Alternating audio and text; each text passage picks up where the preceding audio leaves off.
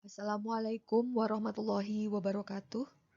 Anak-anak, bertemu saya lagi di Mapel Ekonomi Lintas dengan saya Ibu Lia. Kemarin kalian sudah membaca dan memahami tentang UKBM 6, yaitu materi APBN dan APBD. APBN dan APBD disusun berdasarkan sumber pendapatan negara yang telah diperoleh. Apa saja sih sumber pendapatan negara? Yang pertama yang utama adalah pajak. Yang kedua adalah PNBP, yaitu pendapatan negara bukan pajak. Itu sumbernya mungkin dari sumber daya alam, bahan tambang, dan lain-lain. Lalu yang ketiga yaitu dari hibah. Hibah itu berupa dari bantuan luar negeri dan lain-lain. Sumber pendapatan utama negara yaitu dari pajak. Itu yang akan kita bahas hari ini. Apa sih pajak? Oke. Pajak adalah kontribusi wajib kepada negara yang terutang oleh orang atau pribadi atau badan usaha yang bersifat memaksa berdasarkan undang-undang dan tidak ada imbalan secara langsung. Jadi pajak itu bisa kita katakan iuran resmi dan iuran wajib. Kenapa sifatnya memaksa? Karena didasarkan pada undang-undang, yaitu Undang-Undang Dasar 45 Pasal 23A tentang keperluan negara. Jadi sifatnya wajib untuk setiap warga negara yang memenuhi kriteria untuk membayar pajak. Oke, yang kita bahas selanjutnya itu tentang jenis-jenis pajak. Sebenarnya jenis-jenis pajak ada macam-macam, berdasarkan sifat, berdasarkan cara pungutan, dan lain sebagainya. Nah, yang saya bahas ini yang poin penting, berdasarkan lembaga yang memungut, yaitu ada pajak negara dan pajak daerah. Pajak negara nantinya masuk ke APBN, pajak daerah masuk ke APBD. Pajak negara yang utama ada 5, yaitu PPH, pajak penghasilan, lalu PPN, pajak pertambahan nilai, PPNBM, pajak penjualan atas barang mewah, lalu bea materai, lalu PBB, pajak bumi dan bangunan. Untuk pajak daerah, ada pajak kendaraan bermotor, ada BBM, air, rokok, tempat wisata, hotel, restoran, parkir, dan lain sebagainya. Oke, yang saya bahas nantinya adalah pajak negara. Dari 5 jenis pajak negara, yang nanti akan kita bahas lebih lanjut yaitu tentang PPH dan PBB, yaitu cara menghitung PPH dan cara menghitung PBB.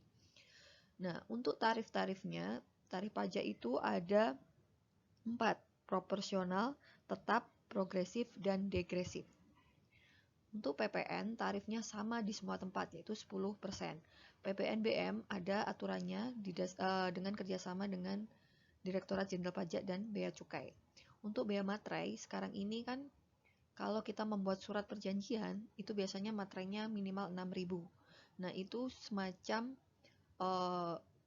biaya untuk mendapat pengakuan hukum, maka kita harus memasang bea materai. Biasanya harus dipasangi bea materai, misalnya biasanya surat pernyataan atau surat kesanggupan dan lain sebagainya. Bea materai 6.000. Itu juga termasuk jenis pajak dan itu masuk ke APBN atau pajak negara.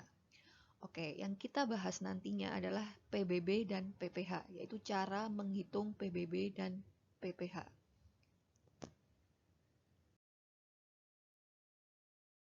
Pajak bumi dan bangunan. Mungkin kalian sudah pernah mendengar, yaitu PBB. Ini dikenakan untuk semua bangunan dan tanah atas kepemilikan pribadi atau badan usaha. Yang tidak dikenakan PBB itu biasanya fasilitas umum, tempat ibadah, dan tempat pemakaman. Itu tidak dikenakan PBB. PBB itu ditarik atau dibayar 1 tahun sekali. Nah, di PBB ada istilah-istilah yaitu NOP dan NJOP. Apa itu NOP? NOP itu nomor objek pajak. Dan NJOP, nilai jual objek pajak. Oke, kita slide selanjutnya. Nah, ini slip contoh PBB. Mungkin kalau kalian di rumah pernah melihat bapak, ibu, atau orang tua kalian mendapat tagihan surat semacam ini, slipnya, dari desa atau dari RT, biasanya diantar via RT atau kelurahan gitu. Nah, slip PBB itu bentuknya kayak gini. Merah gitu, ada tulisannya di atas SPPT. SPPT itu surat pemberitahuan pajak terutang, pajak bumi dan bangunan. tertera tahun, tertera NPWP, nomor pokok wajib pajak, terus nama dan alamat, dan seterusnya. Terus di kolom tabelnya pasti tertera bumi itu tanahnya, luasnya berapa, bangunannya berapa, per meter perseginya berapa. Per meter persegi itu harga jualnya. Jadi tadi ada istilah NJOP tadi, nilai jual objek pajak.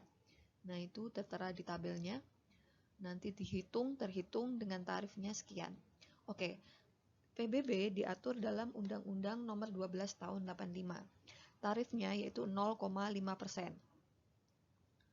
Nah, tarif tambahannya atau NJKP-nya 20-40%.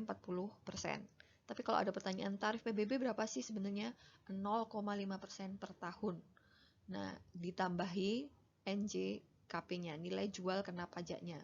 Nah, NJKP di beberapa daerah itu berbeda-beda. Harga tanah di Kediri dengan di Jakarta kan pasti berbeda, itu menyesuaikan tempatnya. Biasanya kisaran 20-40%. Nah, ini kalau kalian ingin lihat, ini NJKP-nya 40%, tarifnya 0,5%. Nah, ini dihitung luas tanah kali harga jual sekian, luas bangunan kali harga jual sekian, dijumlah, terus dikurangi NJOP, lalu dihitung tarifnya, maka bayarnya sekian. Ini contoh slip PBB. Selanjutnya itu contoh soal tentang PBB atau pajak bumi bangunan. Contoh soalnya seperti ini. Pak Irwan memiliki sebidang tanah panjang 15 kali 7, lalu didirikan bangunan dengan panjang 6 kali 5. Di daerah tersebut, harga tanah dijual 1.200.000 per meter persegi dan bangunan dijual 2 juta per meter persegi. Apabila NJOP TKP-nya 12 juta, hitung PBB yang terutang.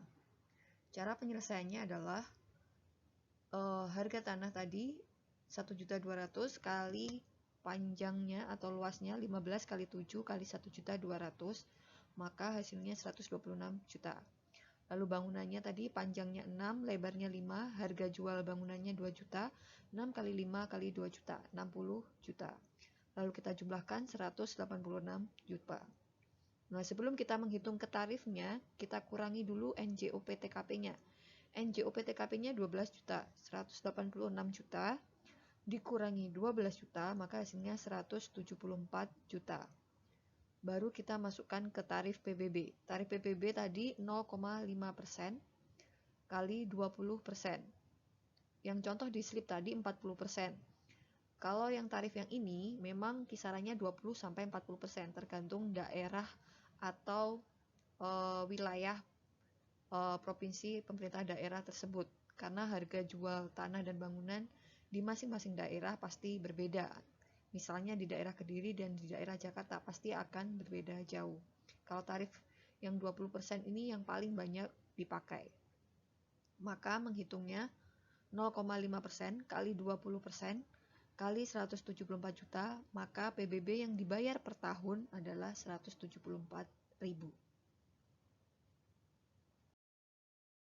Tentang PPH. Apa sih PPH? PPH itu pajak penghasilan.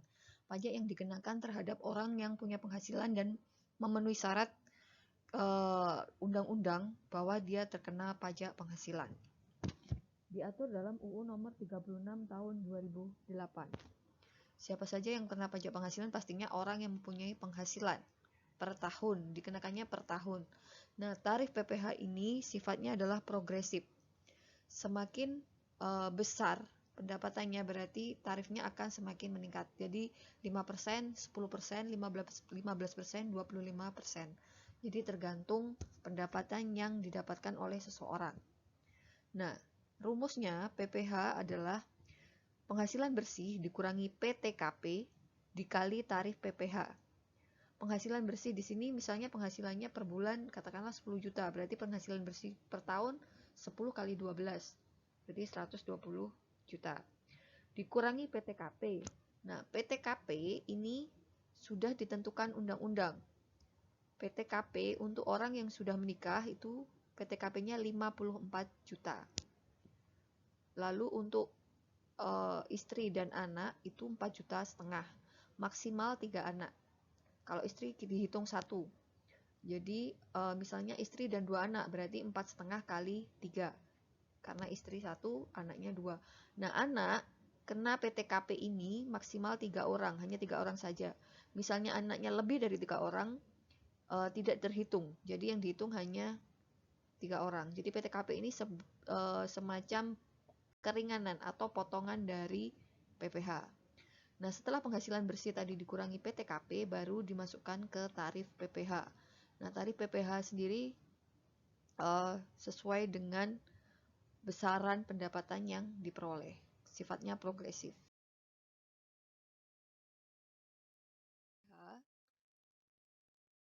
Yang sampai sekarang ini digunakan adalah yang ini.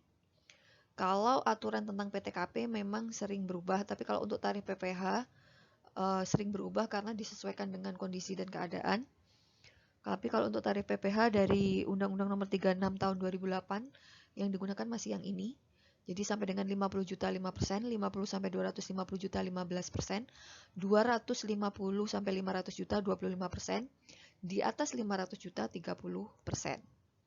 Bagaimana orang-orang yang penghasilannya tidak sampai 50 juta per tahun, berarti dia tidak dikenakan PPh. Mungkin hanya cukup wajib lapor dan semua wajib punya NPWP, nomor pokok wajib pajak. Karena sekarang ini semuanya diwajibkan untuk mempunyai NPWP. Lalu bagaimana orang-orang, misalnya ada orang yang punya penghasilan katakanlah 500 juta. Apakah langsung kena tarif 30%? Tidak. Cara menghitungnya progresif. 500 juta, yang 50 jutanya itu kena 5%.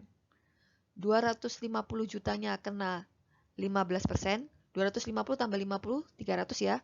Tadi penghasilannya berapa? 500. Berarti yang 200 kena tarif yang 25%. Itu contoh ya. Contoh misalnya setelah dihitung, misalnya setelah dikurangi PTKP semuanya, penghasilannya itu 500 juta per tahun. 50 jutanya itu kena 5%, 250 jutanya kena 15%, 200 jutanya kena 25%. Jadi jangan diartikan kalau 500 juta berarti langsung kena 30%. Tidak seperti itu. Cara menghitung PPh progresif atau bertingkat dari yang paling kecil ke yang paling atas. Oke, berikut adalah contoh soal untuk menghitung PPh atau pajak penghasilan. Di sini soalnya, Pak Geri adalah seorang pengusaha yang berpenghasilan rata-rata 17.500.000 per bulan. Ia menanggung biaya hidup keempat anaknya dan harus membayar iuran asuransi sebesar 1.200.000 per bulan. Besarnya pajak penghasilan yang harus dibayar Pak Geri adalah, jawab, kita cari tahu dulu penghasilannya per tahun berapa.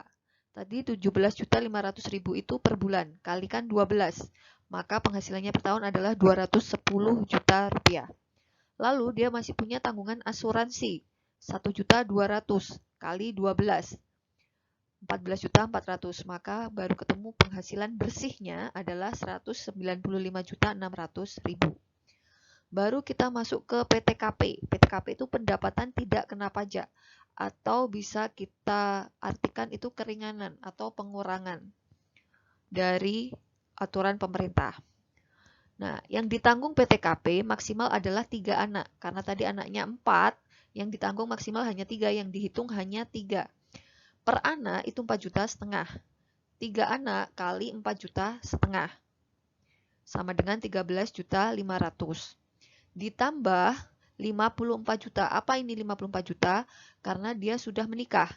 PTKP untuk orang yang sudah menikah 54 juta. 54 juta tambah 13.500.000, maka hasilnya 67.500.000. Baru kita ketemu PPh-nya. Penghasilan bersih 195.600.000 dikurangi 67,5 sama dengan 128.100.000. Maka baru masuk ke tarif PPh, yaitu 5% masukkan ke 50 juta, lalu 128.100.000 dikurangi 50 juta, itu 78.100.000. 78.100.000-nya masuk ke tarif 15%. Jadi 50 tambah 78 ini kan hasilnya 128.100.000. 5% kali 50 juta 2 juta setengah, 15% kali 78 juta 111 715, maka PPh yang harus dibayar per tahun adalah 14 juta 215 ribu rupiah. Jadi sekali lagi anak-anak, kalau ketemu PPh-nya 128 juta 100, bukan berarti langsung masuk ke tarif 15% atau 20%.